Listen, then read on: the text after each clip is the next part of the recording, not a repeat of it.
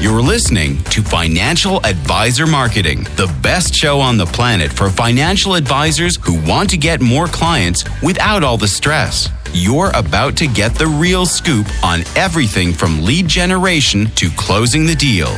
James is the founder of theadvisorcoach.com, where you can find an entire suite of products designed to help financial advisors grow their businesses more rapidly than ever before. Now, here is your host, James Pollard. Financial advisors, I could not wait to record this week's episode because it's about one of the biggest realizations I've had in a long time. It's something I realized about my business, financial advisors, and my ability to help them. It's also something I've realized about why some financial advisors succeed while others don't. The title of this show, which as you can see for yourself, is 5 Things Mentally Strong Financial Advisors Don't Do. And that should be a clue right there. I feel like I've been inching toward this realization for a long time because a few months ago, I released a podcast episode, My Advice for Weak Financial Advisors, and that got great feedback. Plus, I've talked about how I've been feeling more irritable. I have been less likely to put up with some of the BS that financial advisors give me or the excuses that they have. And I've been writing emails for several years now where I have been complaining, for lack of a better term, about people who whine and give up far too easily and just let life and other people walk all over them. I've also written and talked about how my inner circle members, my dear inner circle members, are far less likely to do these sorts of things. Now, are there stragglers who squeak through even though I don't want them to, and they last maybe a month or 2 or 3 if they're lucky and I'm lucky? Yes, or unlucky, I should say. But generally speaking, my most successful newsletter subscribers, inner circle members, they appear to be cut from a different cloth. And that is when I had my realization. Are you ready for it? Here it is. I do my best work with mentally strong people. This realization finally came to the surface for me when I read a book called 13 Things Mentally Strong People Don't Do by Amy Morin. Morin is how you spell her name. And as I started going through the list of the 13 things, I started thinking to myself, wow, my inner circle members don't do that. They don't do that. Nope, they don't do that either. And then it hit me like a ton of bricks. Again, I do my best work with mentally strong people. And before I dig into the things mentally strong people don't do, I want to let you know that mental strength and mental toughness is a continuum. It's like physical strength in the sense that you can improve it over time. You can become mentally stronger through the choices you make, the exercises you do, and the way you choose to live your life. I also want to point out that Amy identified 3 types of core beliefs that make people less effective and rob them of their mental strength. The first type of unhealthy belief is about themselves. This is if you think you are a loser or that you'll never be as good as other people, then you have unhealthy beliefs about yourself. The second type is unhealthy beliefs about others. This is when you think everyone is out to get you or that you can't trust anyone or no one is looking out for your best interest. You have unhealthy beliefs about others. And then the final type of core belief, which is unhealthy beliefs about the world. This is when you believe the world is against you or that the world is too tough to thrive in. Like, why bother? It's just going to be terrible anyway. It's rough out there. So an extremely mentally weak person has a belief system like this. I'm such a loser compared to other people who are all out to get me, and I shouldn't even try anyway because it's too tough to thrive in this world. That's a combination of unhealthy beliefs about themselves, unhealthy beliefs about others, and unhealthy beliefs about the world. If we were to invert this belief system, it would be something like this. I am capable and valuable in my own unique way, and while there are challenges, most people are fundamentally good and supportive. I should always give my best effort because the world offers ample opportunities for those who persevere and strive. That is a mentally strong person. If you have any of those limiting beliefs about yourself, other people, and or the world, take some time to think about why. For example, if you believe the world is in such disarray that you can't possibly succeed, try to see where that belief comes from. Is it from past experiences where you face significant setbacks? Is it from stories or narratives you've heard from family, friends, or heaven forbid, the media? Or perhaps it's from a fear of the unknown, a fear of stepping out of your comfort zone and facing potential failure. Maybe you just picked it up somewhere from something completely out there and you just have no idea and you have no evidence to back it up. And speaking of evidence, that's what I want you to do. I want you to seek out evidence for the belief. That's right. You heard me correctly. I want you, if you believe the world is out to get you, to ask yourself, what evidence do I have that supports that belief that the world is out to get me? But I don't want you to stop there, because here's something else I want you to do. I want you to also search for evidence that contradicts that belief. Do not fall victim to the confirmation bias where you only look for information that supports your existing beliefs, because more often than not, if you look for evidence to support your unhealthy belief about yourself, the world, and others, and you look for contradicting evidence, you'll find there's more evidence against your limiting belief than for it. And once that happens, you can now logically say, oh, I should not have this belief anymore. And you start to have it wither away. It won't vanish overnight. It won't go away, because if it's been with you for so long, you can't really expect it to, but it will start to wither away. I also want you to reframe your thoughts. Instead of saying, I can't succeed because the world is in disarray, for example, try saying, despite the challenges in the world, many are succeeding and I can succeed too. This subtle shift in mindset can make an entire world of difference. And guess what? I have been helping financial advisors for, gosh, it doesn't even feel real to say this, but 9 years at this point. And I have been publishing my Inner Circle newsletter for 6 years. That means for 6 years straight, I have had back and forth conversations every day with financial advisors. And I was coaching them before that, but I wasn't interacting with them every single day. But with the newsletter, because they get email access to me for the questions about marketing and business building, I am literally interacting with them every single day. I've seen the best of the best and the worst of the worst, and mental strength explains a ton of the variance between financial advisors who succeed versus those who don't. I'm telling you, as I was going through that book, 13 Things Mentally Strong People Don't Do by Amy Morin, it was like it was describing the most successful financial advisors. Of course, I'm not going to give you all 13 things mentally strong people don't do. I want you to buy the book. I want you to read it for yourself. I want you to give some of your money to Amy, who did the hard work of putting this together, but I will give you 5. And these are 5 things that I have seen from financial advisors. And it's seriously, it's like it's describing my most successful newsletter subscribers. Number 1, they don't shy away from change. Mentally strong people don't try to avoid change. Instead, they welcome positive change and they're willing to be flexible. They understand that change it's inevitable, and they believe in their abilities to adapt. I'll give you the perfect example of this. Back in August, I did one-on-one LinkedIn intensives for financial advisors. They were Zoom meetings with me and the advisors, and I would walk them through a high-level strategy they could use to get clients over the long term. Almost none of the stuff I teach is tactical, by the way. I am a strategist. But anyway, this guy responded to my offer and said, James, I'm in my late 60s. While this is appealing, I'm too old to take advantage of what LinkedIn has to offer. And no joke, no exaggeration whatsoever, 15 minutes later, a 71-year-old financial advisor booked a call with me. This guy was older than the first person, but what was the difference? Mental strength.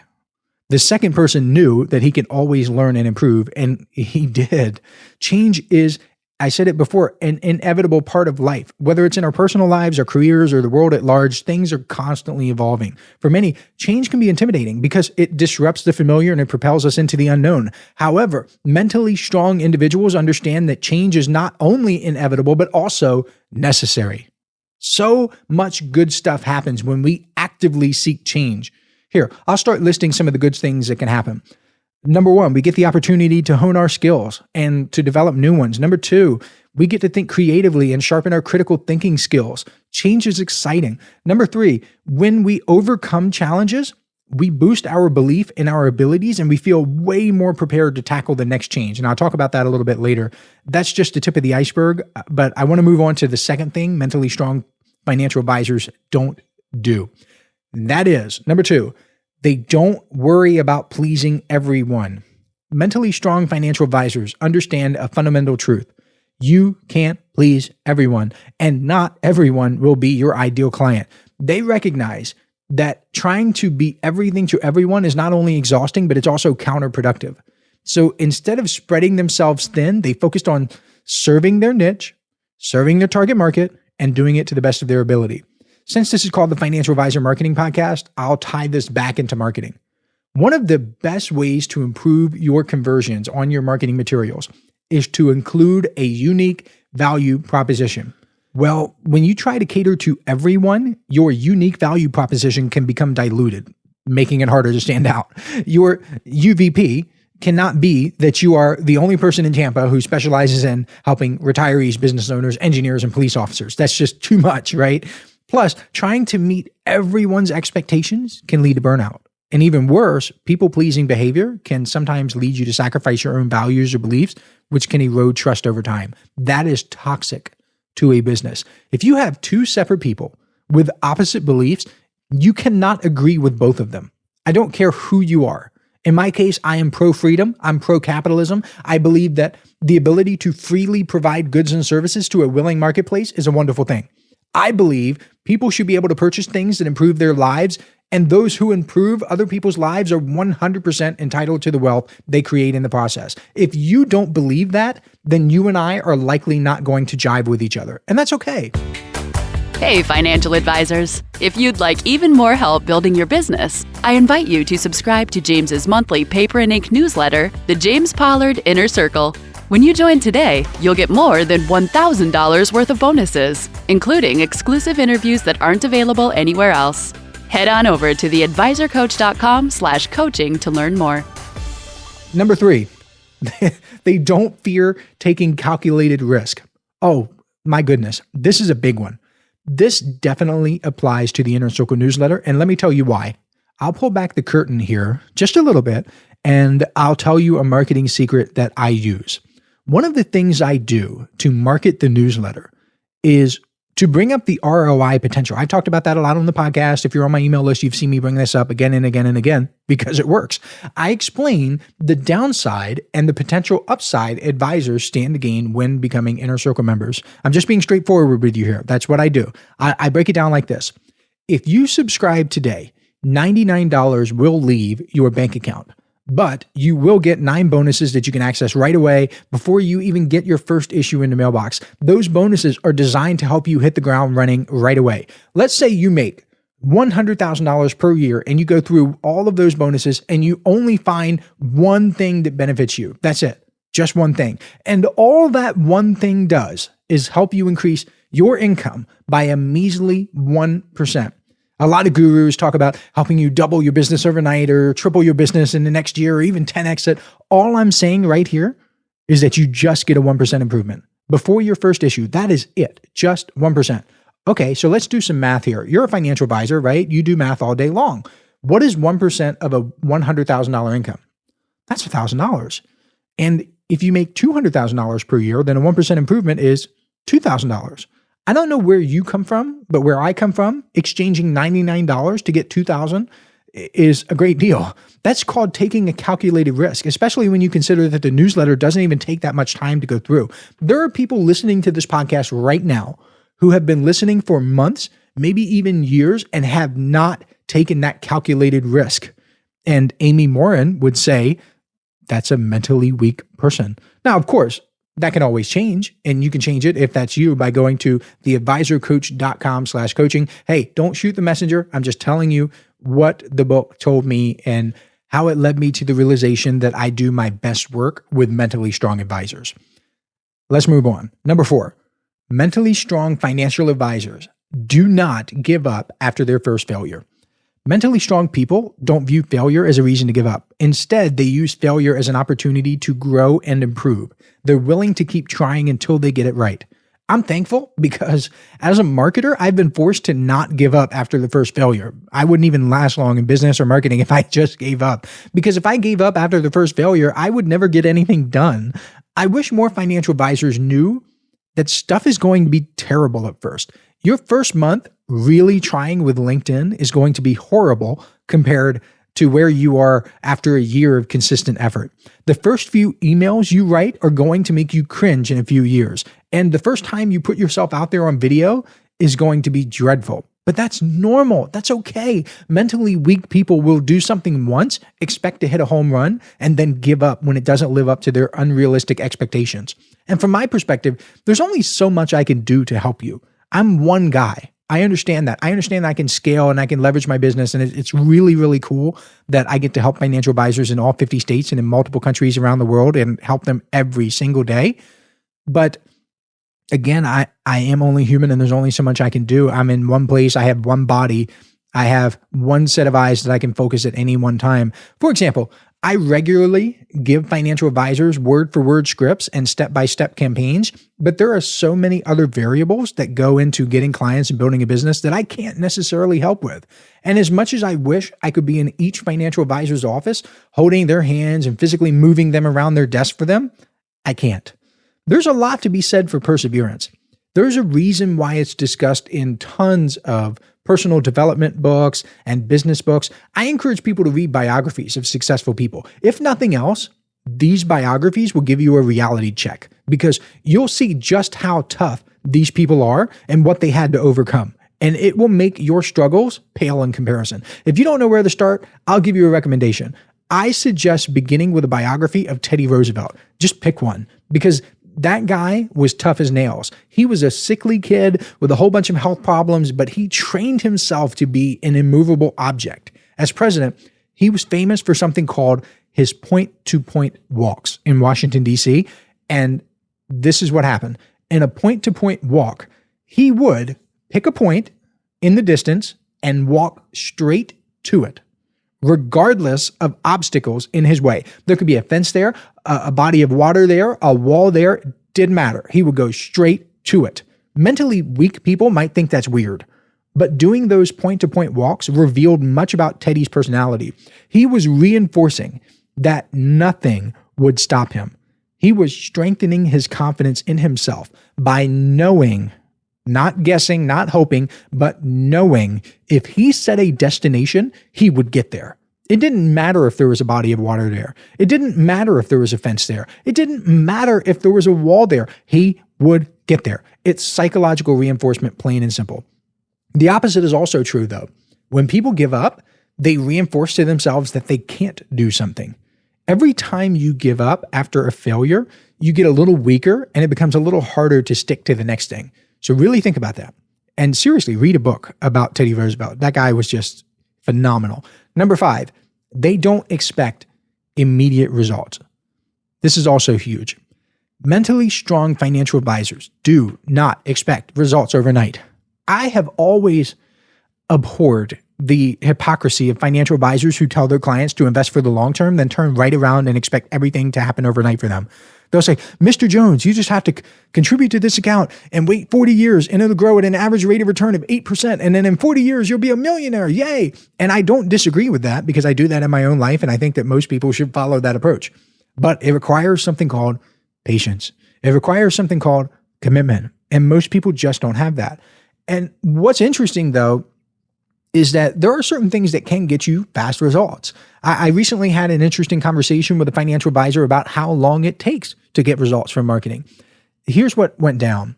So this marketing consultant posted on LinkedIn that it takes a minimum of 9 months to see results from marketing, which is neither here nor there. It's true in some cases. It's not necessarily true in other cases, but this financial advisor tagged me and asked the following: James, do you think it takes 9 months to see results? Genuinely curious about your thoughts because I've listened to your podcast. Thank you so much. If you're listening now, thank you. I appreciate it. And implemented things that got results in less than that time. So I answered this.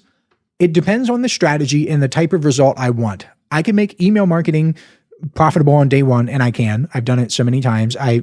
What's funny is that when I answered this guy, I actually pointed to a post I made the day before where I just started an email marketing funnel and it was insanely profitable on day one. So it's just funny that the timing worked out that way. I can have direct mail profitable in a week if I'm lucky. Online ads can work right away too.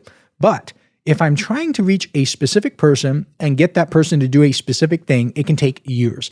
I have deals I've been working on for years that still haven't gone through. And that's true. That's totally true. I have deals with people that I'm trying to get, people I'm trying to work with, people I'm trying to partner with. They just brush me off. They ignore me. I get rejected just like you do. He replied, you answered that so diplomatically. Hey, if there's one thing people know about me, they know that I'm diplomatic. Not. If someone listened to your podcast and hired you, they'd have results in less than a month. It's really not that hard. Well, yes and no. He's not wrong. Getting results with your marketing really isn't that hard. But as Henry Ford once quipped, whether you think you can or think you can't, you are right. I realized that if a financial advisor truly believes that it takes 9 long months to see results from good marketing, it will probably take the full 9 months. Now, again, your results also depend on the strategy you use. And it's possible that strategies that take a really long time will get you really good results. And I've seen that in my own life too. Like, seriously, with this podcast, for example, 250 plus episodes of the Financial Advisor Marketing Podcast. That's incredible. And it's such a gift, not only to you, but selfishly to me as well. You could start a direct mail campaign today and get results in as little as a week, or however long it takes for your letters to get delivered. But I don't get that excited about helping financial advisors get results from one campaign. I want them to become wealthier. I talked about that on episode 250, and that comes from a consistent implementation mindset. And that happens over long periods of time. And that happens with commitment. What I've seen is that the most successful financial advisors, the ones who truly stand out in this industry, are the ones who understand the value of patience and persistence. They practice what they preach to their clients. They're the ones who, while they might celebrate a quick win, they don't rely on quick wins at all. Instead, they focus on building a solid foundation. They focus on building a consistent approach, a reputation, assets in their business. That's one reason why I love the newsletter so much. It's why I talk about it all the time, because it's like a giant magnet that attracts mentally strong financial advisors, because the mentally strong financial advisors love the idea of a small nudge every month. They love it. The mentally weak financial advisors want everything right now as soon as possible, but life doesn't work that way. Now, I'm not saying you should stick with a marketing strategy that's clearly not working, because one of the most beautiful things about marketing is that you get metrics and data. So, just as in investing, it's essential to review, to reassess, to rebalance, and if necessary, pivot entirely. But don't be disheartened if you don't see immediate results. Stick with it, get the data, get the metrics. And to wrap up today's episode, I want to leave you with this thought. Mental strength is not just about resilience in the face of adversity. It's also about patience in the face of delayed gratification. It's about understanding that the journey to success is a marathon, not a sprint. Whether you're advising clients on the financial futures or crafting your next marketing strategy, remember the value of patience, persistence, a long-term vision, and mental strength. Thank you so much for joining me on this episode of Financial Advisor Marketing. If any of the points resonated with you, I'd love to hear your thoughts. Reach out on social media. You can find me on LinkedIn, James Pollard. You can search that. You can email me, james@theadvisorcoach. Share your experiences, and let's continue to grow together. I'll catch you next week. This is thepodcastfactory.com.